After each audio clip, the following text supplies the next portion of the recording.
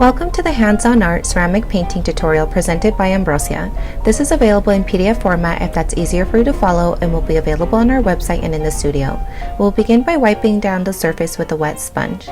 Then we will trace the image onto the tissue paper with a pencil. I chose to also trace the circle for easier placement onto the plate. Then you'll grab your tape and secure the tissue paper.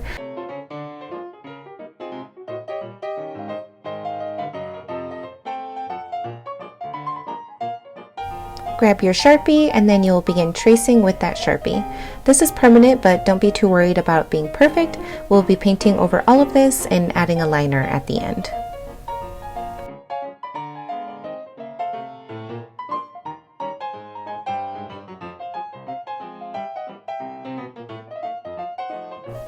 I began by painting the face of Lady Liberty with that gray color, and remember, for any color we want to do 2 to 3 layers of each color so that they turn out nice and vibrant after firing.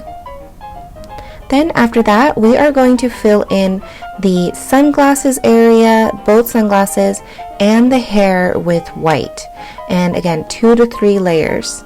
And don't worry about covering the star and those lines. We will add that in with our color when we're ready. This is after those 3 coats. You can still kind of see the underneath a little bit. Then we are going in with our teal to do these shadows of Lady Liberty's dress.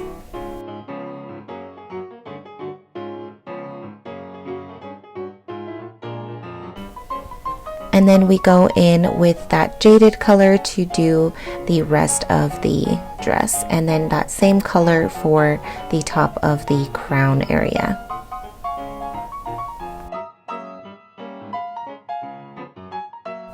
Notice how I am just painting over all of those lines on the crown. It'll be easier to layer that teal color over that jaded color after we've added our 3 layers, as you see here.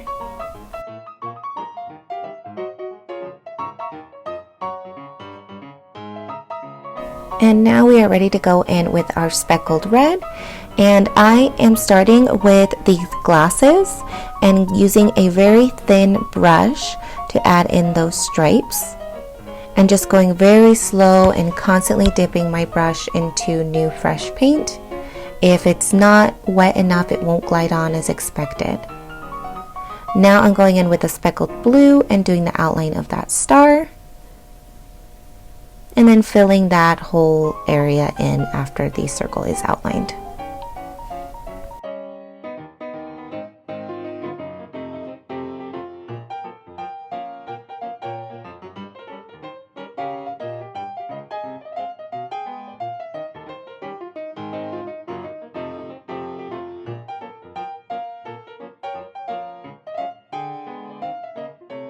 With that same speckled red from before, I'm going in with a detail brush and outlining the entire thing, and then going in with a thicker brush and filling in those areas. And now I'm going to switch it over to the back of the plate because I am a big fan of taking advantage of the whole surface area of the plate.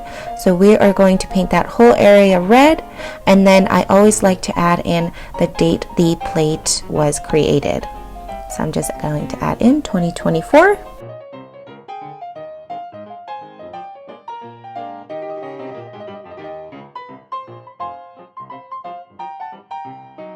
As a final detail, I did add a little bit of red to those edges just to clean that up a little bit. They weren't blending as expected. And now for the outline. So it's important to go slow and constantly be dipping your brush into new fresh paint. If it dries out or there isn't enough paint, it won't glide on as expected. And keep in mind, the entire thing doesn't need to be outlined. Like in the hair area, you see I'm only doing the inner corners. On the crown, I only did parts of the center. On the edge of the crown, you just pick and choose where will be most impactful for you. And there we have it. We are done with our Lady Liberty plate, and this is what it looks like after firing. Thank you so much for following along, and we hope to see you soon in the studio.